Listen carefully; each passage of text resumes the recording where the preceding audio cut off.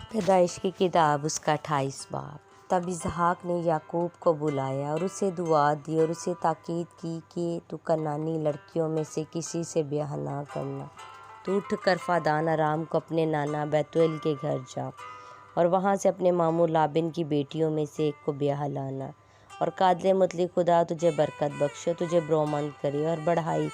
کہ تجھ سے قوموں کے جتھے پیدا ہوں، اور وہ ابراہیم کی برکت تجھے اور تیرے ساتھ تیری نسل کو دے، تاکہ مسافرت کی یہ سرزمین جو خدا نے ابراہیم کو دی تیری میراث ہو جائے۔ سو اسحاق نے یعقوب کو رخصت کیا اور وہ فادان ارام میں لابن کے پاس جو ارامی بیتویل کا بیٹا اور یعقوب اور عیساؤ کی ماں ربکہ کا بھائی تھا گیا۔ عیساؤ ایک اور بیوی بیاہ لیتا ہے۔ پس جب عیساؤ نے دیکھا کہ اسحاق نے یعقوب کو دعا دے کر اسے فادان ارام کو بھیجا ہے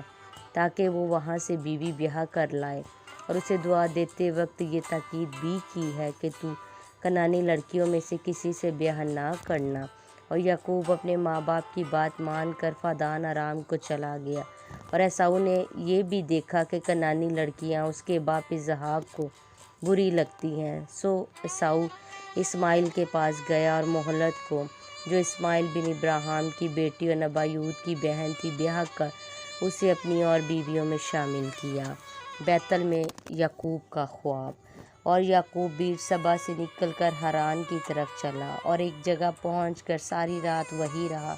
کیونکہ سورج ڈوب گیا تھا، اور اس نے اس جگہ کے پتھروں میں سے ایک اٹھا کر اپنے سرہانے دھر لیا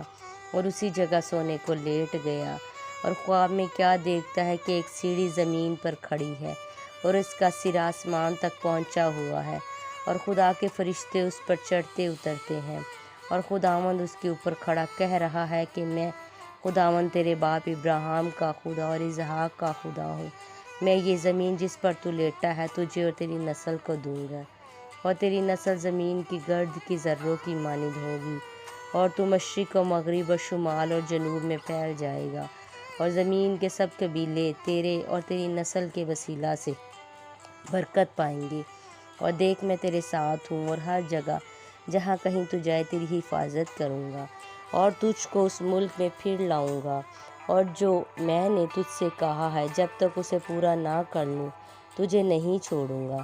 تب یعقوب جاگ اٹھا اور کہنے لگا کہ یقیناً خداوند اس جگہ ہے اور مجھے معلوم نہ تھا، اور اس نے ڈر کر کہا یہ کیسی بھیانک جگہ ہے۔ سو یہ خدا کے گھر اور آسمان کے آستانہ کے سوا